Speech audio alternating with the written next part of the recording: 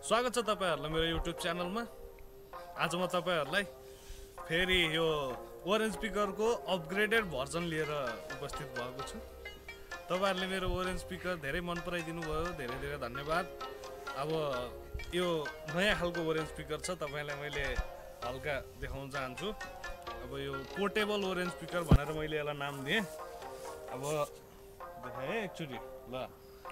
अब यो लिभरको काम यो तारले गरेर त्यसलाई चाहिँ के गर्छ भन्दा यस्तो गर्छ हेरौँ है। अब यसरी सुन्तला टिपिन्छ है हामीले।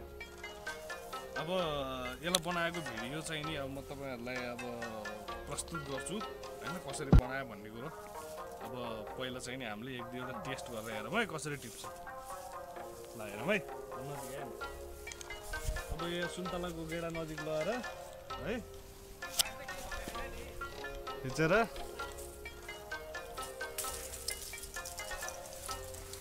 यसरी समाधान ल्याउँछ है। फेरि एउटा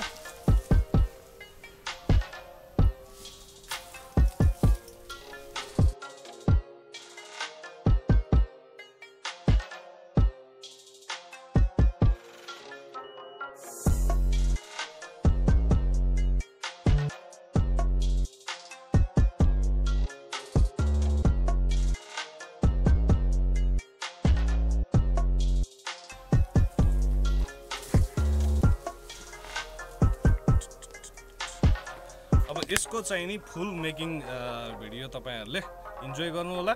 मेरो च्यानललाई सब्स्क्राइब गर्न नबिर्सिनु होला। यस्तै नयाँ चीजहरुको साथमा म आइराख्ने छु। अब सबैभन्दा पहिला यो निश्चित लम्बाइको एउटा लिस्टी टाइपको एउटा मसिनो हल्का काट लिने, एउटा ह्यान्डल टाइपको एउटा चाहिँ नि बनाउने, अनि दुईटालाई चाहिँ नि त्यसरी गाँस्ने। अब यति काम सिद्धियो। यहाँ लिभर यति लामो छ, यहाँनिर क्लो यस्तो टाइपको यहाँनिर पाइपलाई काटेर यस्तो भयो। यहाँबाट चिरेर अब यहाँ यस्तो खालको यो चट्नी खालको हाल्नुपर्छ। यहाँबाट सर र यहाँबाट एउटा तार ल्याएर अनि यहाँ टक्कै एउटा यस्तो लिभर राखेर यसलाई तान्दा लाटो छैन हुन्छ नि हुन्छ। अब यसलाई यस्तो बनाएर यो काट यस्तो बनाउँछ। अब यहाँ यस्तो अब क्ल्याम्प्सहरू फिङ्गरहरू राख्नु पर्ने है।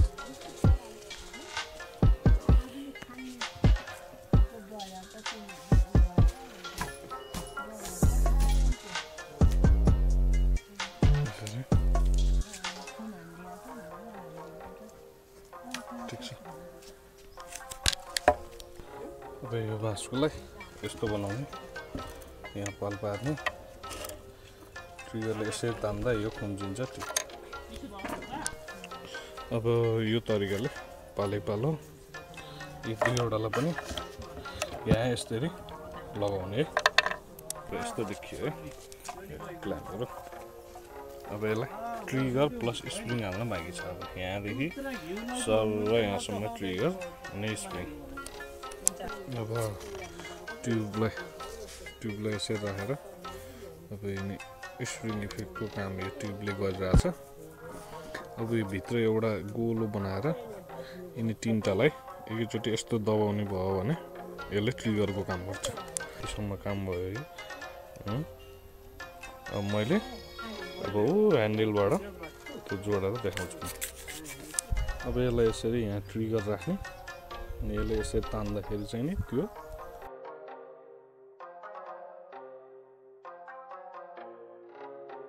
ल अब यो रेडी भयो। यसरी अब यो तारको यो लिभर भयो, यही लिभर यो ह्यान्डलसम्मको लागि अब यसरी जान्छ है त।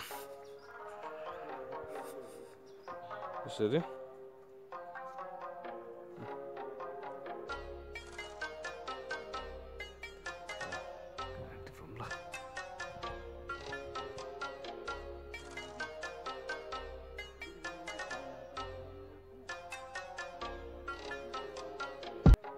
यति माथि रहेछ यो